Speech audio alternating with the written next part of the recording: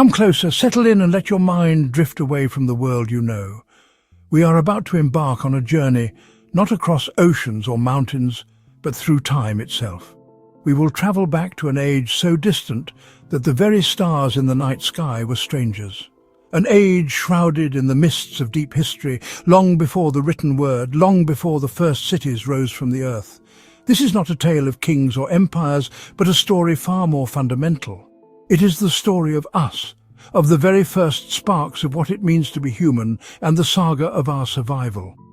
I want you to imagine a world untouched by the hands of modern man, a world of pure, raw wilderness where every sunrise brought with it a new struggle, and every sunset a brief moment of peace.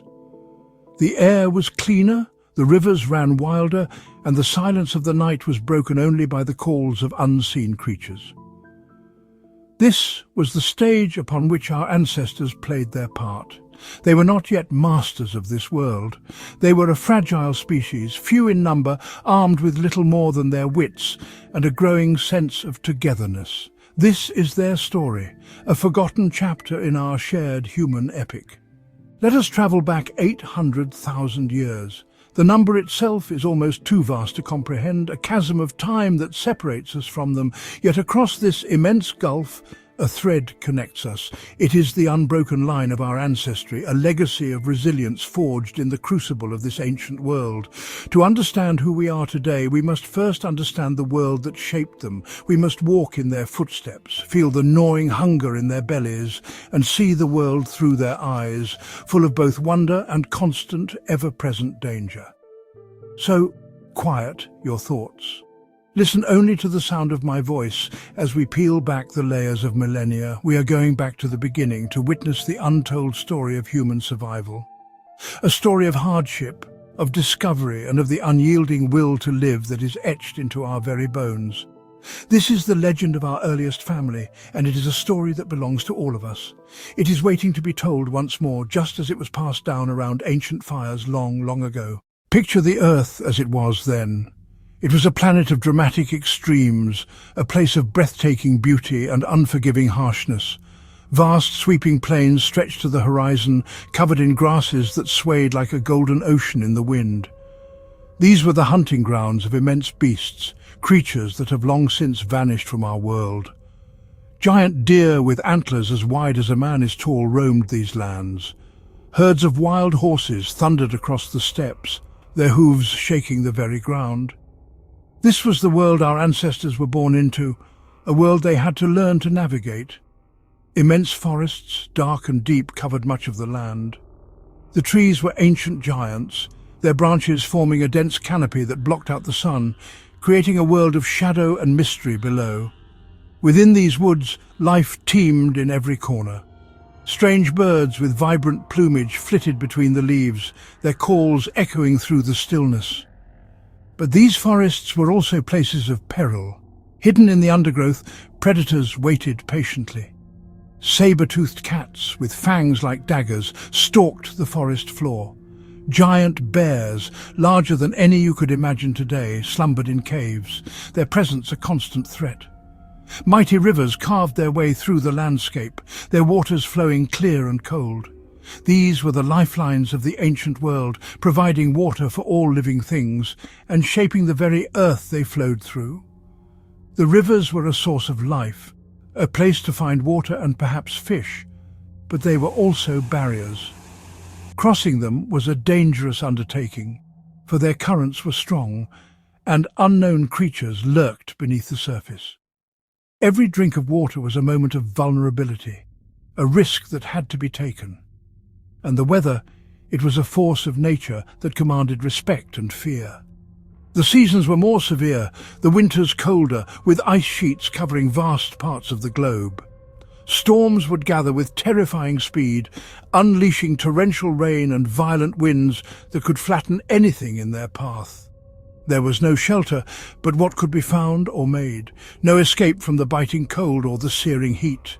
Survival meant being in a constant dance with the elements, reading the signs in the sky and knowing when to seek cover. This was the world before us, the world that forged humanity. Now let us speak of the most fundamental driver of all life. A force more powerful than fear, more persistent than the changing seasons. Let us speak of hunger. For our ancestors, hunger was not a fleeting discomfort between meals. It was the central, defining reality of their existence, a constant gnawing ache in the pit of their stomachs that dictated their every thought and action. The first sensation upon waking was not of rest, but of emptiness. The last thought before a fitful sleep was of the food that was not found. This relentless need for sustenance was the engine that drove their daily lives, pushing them out into the dangerous world each dawn. This was a hunger that sharpened the senses. It made the eyes keener, able to spot a distant fruit-bearing tree or the subtle movement of a small lizard in the grass. It made the ears more sensitive, attuned to the buzz of insects that might lead to a hive of honey, or even the faint, promising aroma of decay that might signal a carcass left behind by a more powerful predator. A day of searching did not always end with a full belly. Often it ended in failure. On these nights, the sounds of their own stomachs rumbling would be the only chorus. The young would whimper, and the old would sit in silent, weary resignation. To endure this was a test of the spirit. It required a resilience that is hard for us to comprehend, the ability to lie down empty and still find the strength to rise the next day and begin the search all over again. For millennia, our ancestors relied on their bare hands, their teeth, their wits. But then a profound change began. It started with a simple observation. A fallen rock, shattered on the ground, had an edge sharper than any fingernail or tooth. The connection was made. A stone could be shaped. It could be given a purpose. With this simple object, the world of food expanded. Marrow-rich bones could now be smashed open. Tough-shelled nuts now became a reliable and storable source of food. From this simple beginning, a new skill emerged, the art of flint knapping. By striking one stone with another at just the right angle, they could flake off a piece with a razor-sharp edge. This flake was a primitive knife, a scraper, a tool of immense versatility. To slice through the tough hide of a dead animal, to butcher meat, to sharpen a stick into a rudimentary spear. This knowledge was incredibly valuable and would have been passed down with great care. The sound of stone striking stone would have become a familiar rhythm in their camps, a sound of progress, of innovation. It was the sound of our ancestors taking their first deliberate steps towards shaping their own destiny. After a pause, the invention of the stone tool changed the very dynamic between our ancestors and the animal world. They could butcher a large carcass quickly and carry them back to the safety of their camp, before more powerful scavengers, like hyenas, arrived. This shift to active confrontational scavenging was a critical step. The sharpened stick, the first simple spear, was another giant leap. They could coordinate to corner a young or sick deer. Meat gave concentrated protein and fat, a burst of energy plants couldn't match. Better nutrition fueled bigger bodies and, crucially, larger, energy-hungry brains. Hunting demanded new cooperation. Bringing down larger prey required a plan, communication, and a shared goal. This wasn't heroic legend. It was messy, terrifying, desperate. Injuries and failure were common, but the rewards were transformative. A successful hunt fed the group for days. It strengthened bonds as meat was shared. After a long pause. And then one day something happened that would forever change the story of our kind, a gift from the sky itself. In its wake, it left a strange and wondrous new thing, a living, breathing entity of light and heat. This was fire. For countless generations, our ancestors had fled from fire, but this time was different. One brave soul dared to creep closer. They felt its warmth pushing back the chill in the air. They saw how its light pushed back the encroaching shadows. In that circle of light, the night predators that had haunted their dreams for millennia would not venture. For the first time, they felt something akin to safety in the heart of the night. The next great leap was to learn to control it, to keep it alive. They discovered that it needed to be fed. They would have carried a smouldering branch with them on their endless wanderings, a captured piece of the sun to carry through the darkest of days. Mastering fire was more than just keeping warm. It unlocked a new world of possibilities. The searing heat softened tough muscle. It made meat easier to chew and digest. Roots and tubers, placed in hot embers, they became soft. They became sweet. They became nourishing. Fire became the heart of community. Around its warmth, they would share food. They would tend tools. They would simply be together. In that space, social bonds were forged. The elders were the keepers of this priceless knowledge. The young would watch and listen, absorbing the knowledge that would one day ensure the survival of their own children. This was the beginning of culture, an unspoken pact, born of shared hardship, bound them into a cohesive unit. Safety in numbers, their collective presence a weapon. Sharing was their foundation. The group knew its strength depended on the health of all. Their economy was mutual support, wealth not hoarded but shared to ensure survival of all. And so our journey through the mists of deep time comes to an end. We have felt the gnawing hunger, the biting cold, the ever-present fear that was the daily reality for our ancient family. Yet it is not a tale of despair. It is a testament to the incredible resilience of the human spirit. Look at your hands.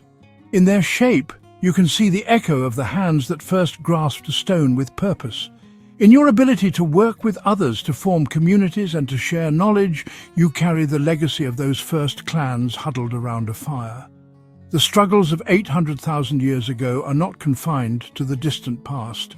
They are etched into our very being, into our DNA. They faced a world of giants, saber-toothed cats, cave bears, armed with little more than sharpened sticks and unbreakable courage. They survived not because they were the strongest, but because they were the most adaptable. They learned, they innovated, and most importantly, they cooperated. Every challenge they overcame was a stepping stone on the long, arduous path that led directly to us, sitting here today in a world they could never have imagined. Their names are lost to time. Their faces are known only to the wind and the dust. Yet they are not forgotten. They live on in us. Every time we feel a sense of comfort from the warmth of a fire, every time we share a meal with family and friends, every time we work together to build something new, we are repeating the ancient rhythms of their lives. Their survival was the greatest inheritance we have ever received, a gift of life passed down through an unbroken chain of countless generations. When you look up at the night sky, remember that they once looked upon those same stars with a sense of wonder, awe, and perhaps a little fear. They were a small, fragile species in a vast, mysterious universe, trying to find their way. In that, we are not so different. Their struggle gave us a future.